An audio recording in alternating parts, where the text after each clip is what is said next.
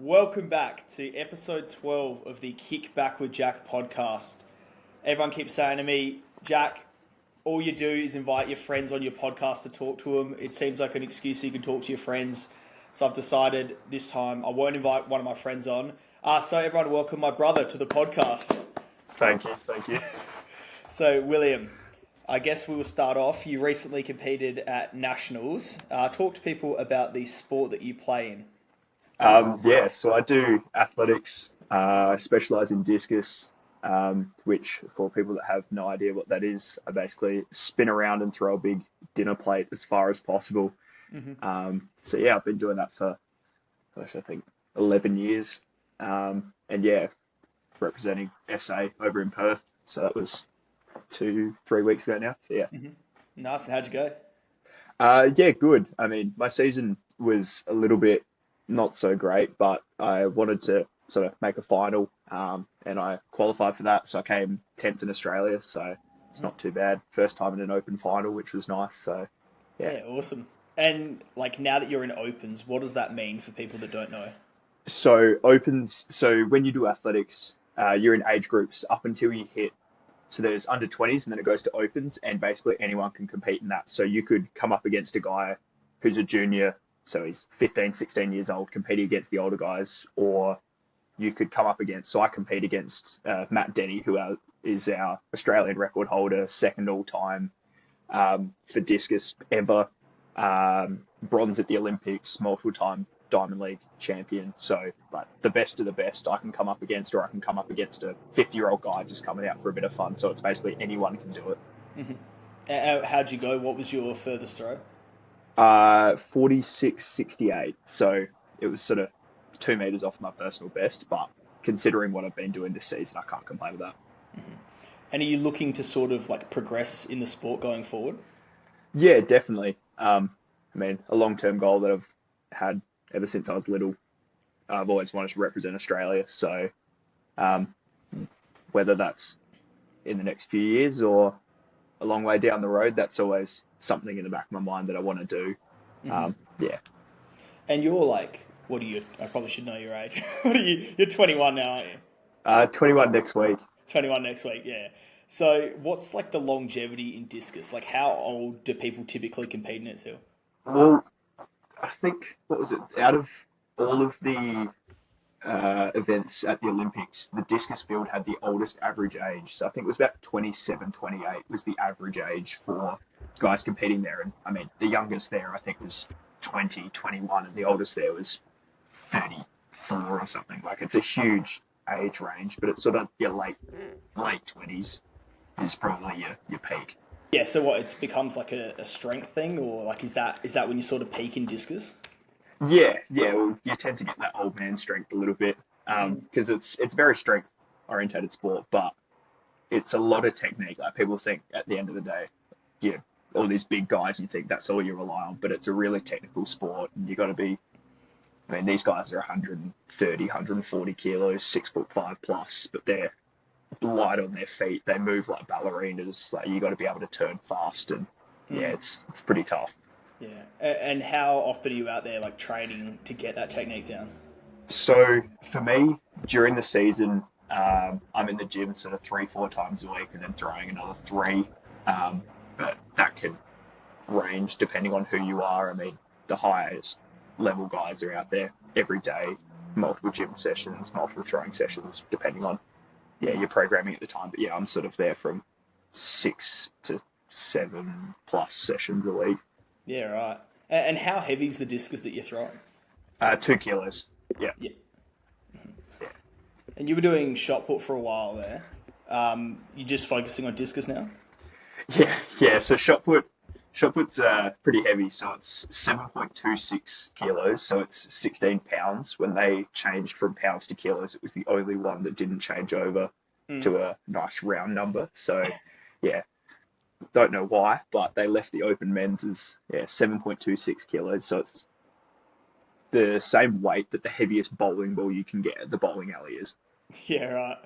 So it's massive, and I just wasn't. I'm long and got long arms, long legs, and shot putters are pretty dense human beings. Like you weren't fat enough for it. Yeah, at one stage definitely. But no, those guys are like 130 kilos plus. Like the lighter end of a shot putter is about 130 kilos at the top Hmm. level. Yeah, that's good. And you recently have some exciting news. You'll be traveling to America. Talk to me a little bit about that. Yeah, so I've been fortunate enough to have a little bit of interest over there. Um, so we'll be traveling over there and studying and competing. Um, so yeah, nothing's 100% official yet, so won't Mm. say names, but yeah, no, it's definitely 99% of the way there. Just need to finish off a few things, and then yeah, well and truly on the way, which will be good. So that'll be a great experience. Just get to live over there.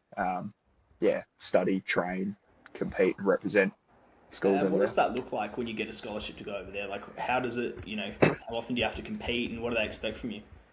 Well, I'm not entirely sure how frequently you're competing. It also depends on what sort of level you're at and what school you're at. So they pick and choose what events they want to go to. So they've got certain their sort of district or their conference they'll compete in meets there. So that all depends on what school you're at. You compete against certain schools more frequently than others, but you could compete anywhere from once every couple of weeks to once every month. So it all depends. But yeah, it's yeah depends.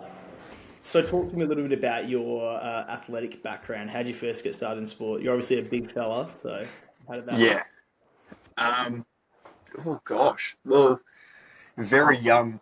Um, I mean, I did a few sports that you were already doing. So at the time, you were doing little athletics. So I started with tiny tots out at Southern Districts on a Friday night, Hmm. which I quickly skipped the tiny tots because I was too big to fit through the tunnel. Yeah, there was Um, nothing tiny about you as a kid.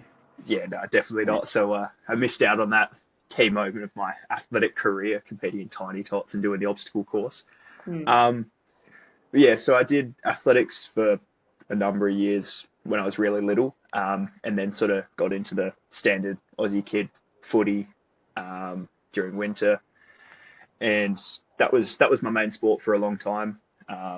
Played reasonably high level, played for Glenelg, which was a pretty cool experience. And then yeah, I was always very big, so I was head and shoulders above the next closest person in the league. So one of the dads one day came out to me and said, "You should go try basketball."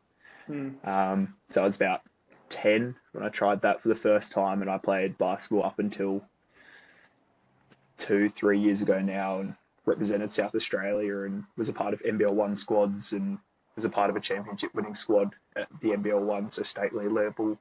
Um, yeah, so played that for a very long time, and that was my main sport for ages. But athletics was always sort of in the background.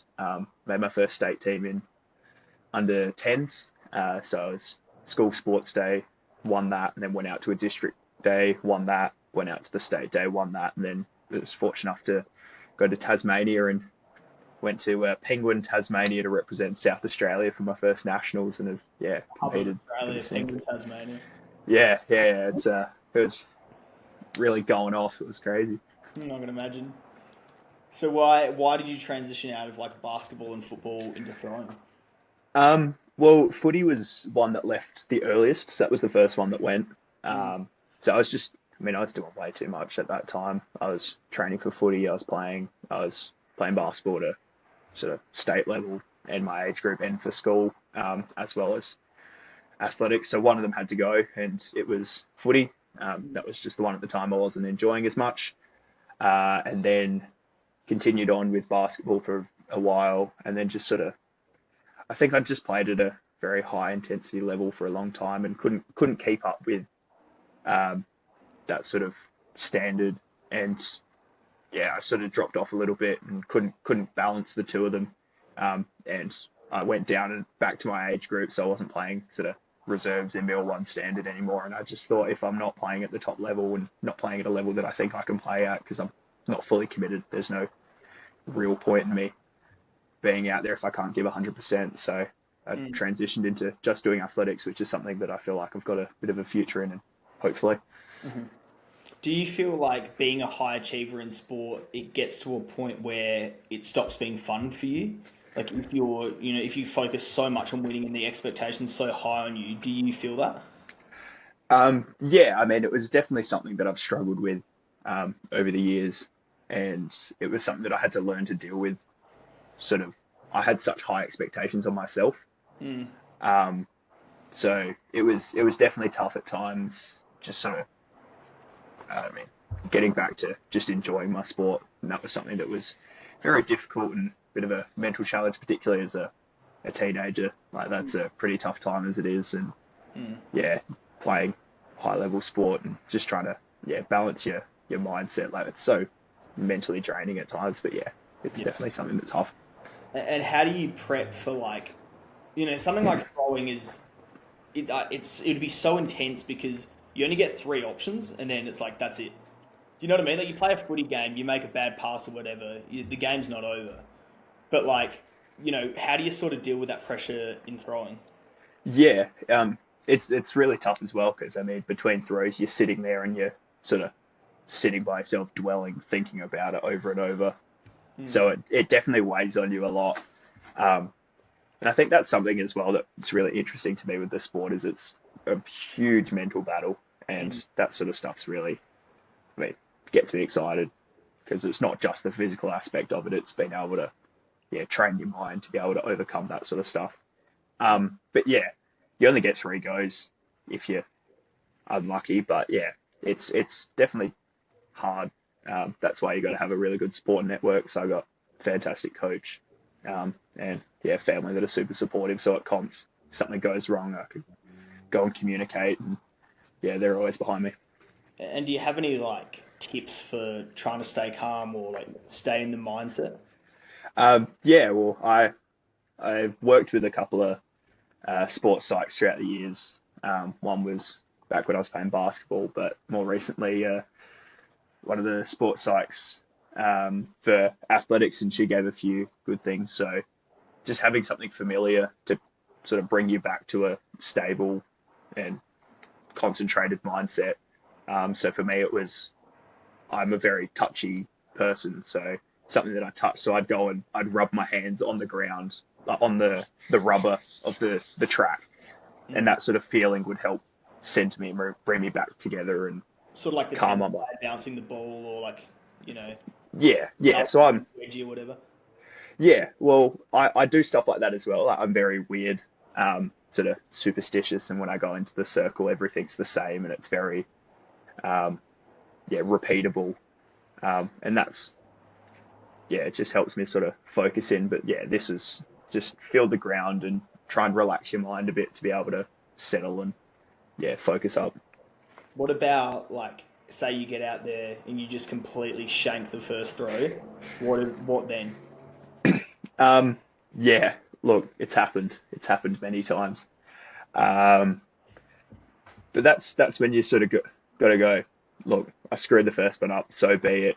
I got two more opportunities, and then that's working through it in terms of working with my coach and talking through those processes and going back to the basics of you've trained enough that at the end of the day, when you're throwing, it's more muscle memory rather than sort of thinking about it because you don't have enough time to think in a throw. Like the throw's over in a second.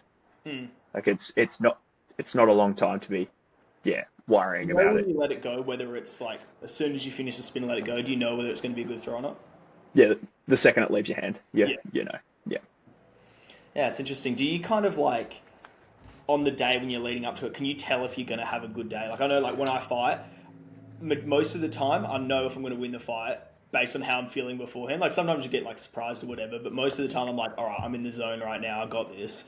Like, is that the same with throwing? Yeah. I mean, for the most part, like you'll get days where you're feeling really on, and then it just doesn't pan out. But then you've got some days where it feels terrible and it's really good. But for the most part, you tend to know. Mm. So for other young athletes, do you have any advice for them in terms of, yeah, just in general? Like, do you have any advice to young athletes? Um, yes, I'd say have a good support crew around you. So that's coaches, family, friends, people that you compete with and against. Like Mhm. talk to people, um, work hard. Like effort equals reward, as Dad always says. So yeah, work hard, and yeah, then reap the rewards that come from that, and then also just enjoy it. But I know there's people always say sport's about having fun, but at the end of the day, it is, and you meet so many good people through it. So it's just having fun, enjoy the experience, and yeah, you'll do well and make the most of it. Is there anyone that you look to in sport across any sport that's like a role model for you? I mean, I'm a big LeBron fan. Oh, You knew that was coming, yeah. Yeah, it's not like I don't sleep with a 6 foot tall framed photo of LeBron next to my bed or anything. Um, but yeah, so I'd say LeBron, just in terms of where he's come from and how much he's been able to achieve, and still is very true to himself. Um, and then in an athletic space, ooh, I mean, it's hard. Like, I look at guys like very niche here, but I go with guys like Gerd Cantor or Christian Che just because they're sort of similar to my build, and technically they're guys that I look to as yeah, athletes. throwers as well. Yeah. Yeah. So Christian Che is a current thrower. He's Slovenian. He's one of the biggest throwers in the world at the moment. The national, global medalist, Olympic medalist, very talented. And Gerd Cantor is one of the biggest throwers ever, from Estonia. Coaches high levels happen to be Christian Che's coach for quite a while. But yeah, so those two are probably two that I look at for athletic side of things. Nah, that's cool. So outside of football, basketball, and throwing, if you could be the best in the world at any sport, what would it be? Ooh, that's very tough. I feel like it'd be very satisfying to be the best in the world at some sort of mixed martial arts, like a boxing or something like that. If But you don't like getting hit, I'm very soft. Yes, I'm aware. Um, yeah, I'd probably go one of those or swimming. I think swimming would be really cool. swimming would be Um, sick. yeah, I reckon I'd go golf. yeah, I okay. reckon I it's feel like like you. the most skilled sport in the world, plus you make absolute bank in it. Yeah, that is true. And you could do the John Daly and just have the worst diet on the Think planet. it's the whole time. Yeah, just drink Coke Zero and smoke darts. Yeah, that's an elite athlete. That's an athlete I can aspire towards. I mean, that happens in athletics anyway, but What do you, in terms of like across all athletic sports, like in athletics, like who would you say are the best athletes, like all round athletes? And oh, that's rough. don't I have to mean, call them out by name. the dead giveaway are decathletes, but I feel like you want a specific event rather than But that yeah, because decathletes are. Yeah, that makes sense. decathletes are a bit of a cheat because they do 10 events. Mm. Um, um, but in terms of single event, I'd say either pole vaulters or jab throwers. You reckon? Over Jab sprint? throw, yeah, yeah. Well, jab throwers need to be able to be big and strong, but they need to be able to sprint into a throw and then stop themselves on a dime. Like when they block, so when they throw and plant that foot, they're having so much force going through their front leg, and they have to have the strength in their legs and their body to be able to basically stop themselves on the spot.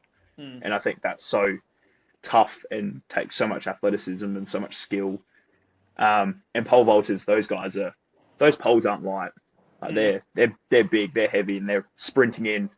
They're contorting themselves 5 meters in the air. Some of these guys, and yeah, getting over this bar and then falling again.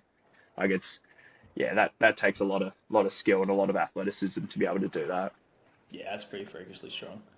So you were saying that Olympics is or like representing Australia is your long term goal. What does that look like? How many would you be looking to go to the next one or the one after? Like, what's the long term goal for achieving that? Well, I'd love I'd love to go as soon as possible, but I think Brisbane's probably a more realistic um, sort of time frame. So that's 7 years away. So I'll be 2028. Mm. Yeah, so that's 7 years of solid training.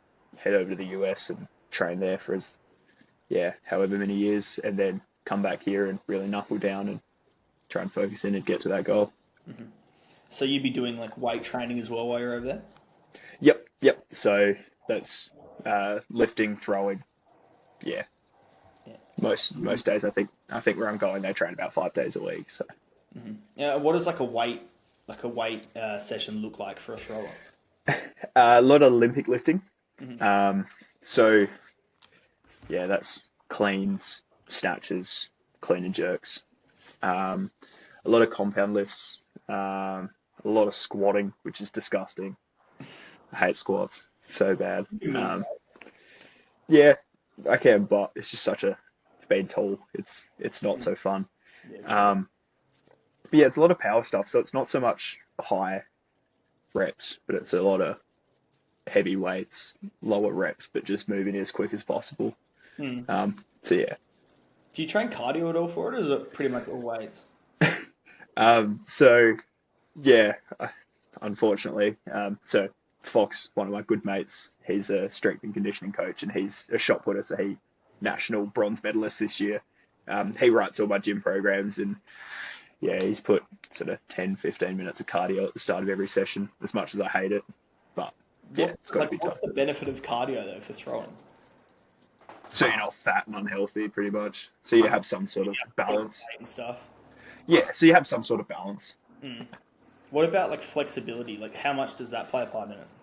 Oh, it's huge. Yeah, it's huge because you're putting so much force through your body that you want to be able to look after yourself, so your back and your legs, and with throwing, shoulder mobility. So shoulder mobility is huge. So you've got to be able to, be pretty stretchy to, do that. So it's a lot of stretching before every session, whether that's the gym, or actually throwing before comps at home. What about that like trunk rotation? Like how much of that like flexibility or strength through the abs play a part? Yeah. Well, it definitely plays a pretty big factor in it. It's a lot of power that you generate through your trunk and that rotation. Because that's at your finish, you're rotating, but you hold your upper body back as long as possible and have the control through your legs to turn first. So it's having that core strength to be able to hold yourself and not have that upper body fly through before your legs have come through. So That's cool. So in athletics, obviously you've been amongst it for pretty much your whole life now. What's the like stereotype about each of the different groups within athletics? Like what are throwers like? What are sprinters like? Oh, this could get me in trouble here. So throwers, they're all just big, lovable nerds, I think. Everyone's just a bit gooby. So a lot of them, one of my best mates is physics and will tell me before every comp the weather, and we'll do all the background research of it. And so I think we're quite nerdy. Distance runners are just odd. Like they're friendly, but they're odd because why would you put yourself through that? You spend a lot of time by yourself as well. Yeah, well, they tend to have, they tend to squat up a bit, but sprinters, they look, a lot of sprinters are pretty good, but there's definitely, I think the stereotype is the ego. Are they the sprinters? They like to think so. Yeah. Yeah. But that was definitely the my interpretation and my sort of how I pictured sprinters for a very long time. And the more I've gotten into athletics, the more people I've met, and I've realised that everyone's pretty similar. Everyone's a little bit odd. Everyone's a bit gooby, but we all just do our own different things.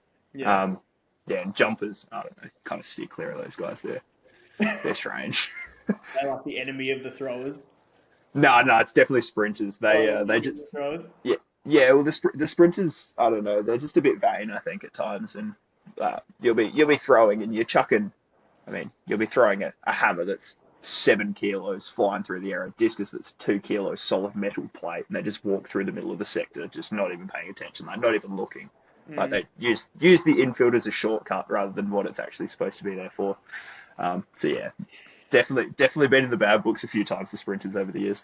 Yeah, I imagine if you get a discus ping through your head from 40 meters away, you'd probably be pretty pissed. Yeah, you might be a bit of strife there. So going to these events and like the after parties and like where you travel interstate and stuff, what's that like? Like does everyone sort of hang out together or? Yeah. So, I mean, the older you get, the more that sort of stuff happens. So, like, uni nationals is a huge one at the end of the year that a lot of the uni students go to. Um, but yeah, after parties definitely happen. This year was definitely interesting.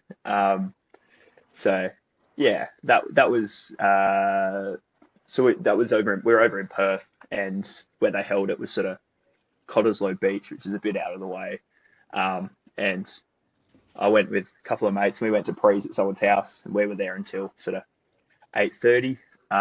Rocked up to this pub, this hotel that was hosting the after party, and we got there at probably 8:30, 8:45, and they were like, "Nah, we're kicking everyone out, like it's night over." So there was probably 200 people just standing around, like, Gee. where do we go? Like Welcome to Perth. Olympians, yeah, it was like Olympians standing on the side of the road. Like I turned around at one point, and Peter Bowles originally from WA, and I've just gone, Pete, like, why is everything closed so early? Like, I was just talking smack about his city in front of him, and he was, yeah, like, Yeah. just these really high level athletes all stuck on the side of the road trying to make plans of where to go, and everyone's going off in different directions, almost getting hit by cars. Like it was chaos, but it ended up being a nice, good fun night. Found a place in the city, and yeah, Yeah. it's good.